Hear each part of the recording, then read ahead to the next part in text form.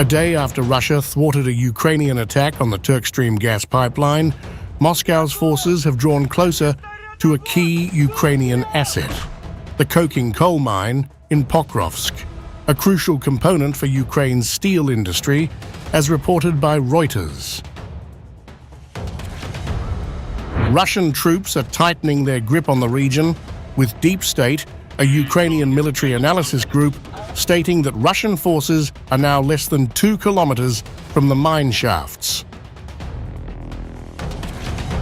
The news follows Russia's successful downing of 9 Ukrainian drones that attempted to strike critical parts of the TurkStream pipeline, which supplies gas to Turkey and Europe, emphasizing Russia's strategic dominance in both energy and industrial warfare. The closure of the Pokrovsk mine, the last remaining source of coking coal for Ukraine's steel industry, is another devastating blow to Ukraine's economy. The facility has been forced to halt production due to the advancing Russian troops, industry sources told Reuters. With Russian forces closing in, operations at the mine have come to a standstill.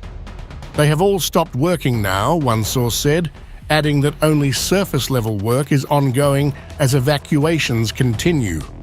The shutdown threatens to cripple Ukraine's already struggling steel sector, which has been severely affected by the war since 2022. I don't see this as a good prognosis for anybody. Once a major pillar of Ukraine's economy, the steel industry has seen significant losses.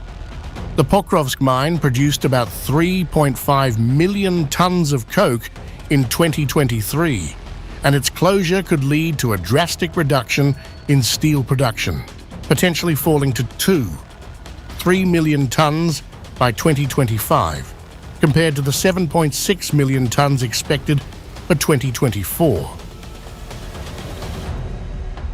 Ukraine's steelmaking sector, which once thrived, now faces major challenges. Output fell by more than 70% from 2022 to 2023, and the closure of Pokrovsk would further erode the war economy, which has relied on steel exports worth nearly $4.4 billion in 2024. With limited resources, Ukrainian forces are exploring alternative coal sources, but Russia's relentless military pressure complicates these efforts. The capture of villages near Pokrovsk, including Kotline, Udakna, and Pishchine, by Russian forces only adds to Ukraine's challenges. According to Russia's Ministry of Defense, these areas are now under Russian control, further propelling Moscow's advances. On the battlefield, Russia continues to demonstrate its military superiority. The Uragan MLRS systems of the Zapad group of forces have struck Ukrainian artillery positions, armored vehicles, and communication centers along the front lines. Latest reports indicate Russian forces have eliminated a cluster of enemy manpower and hardware, while also destroying an ammunition depot. Meanwhile, in Kherson, Russian forces using Giatsint-B artillery have inflicted substantial damage to Ukrainian positions, decimating enemy artillery and manpower.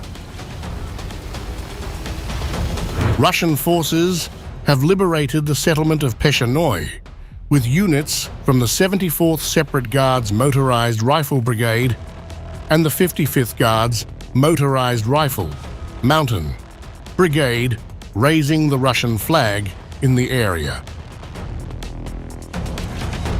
As Russian military forces continue to tighten their control over Ukraine's critical infrastructure, the balance of power in the region is shifting in Moscow's favor. With Pokrovsk's mine at risk and Ukraine's steel sector facing collapse, the economic and strategic consequences of the ongoing conflict are becoming increasingly clear.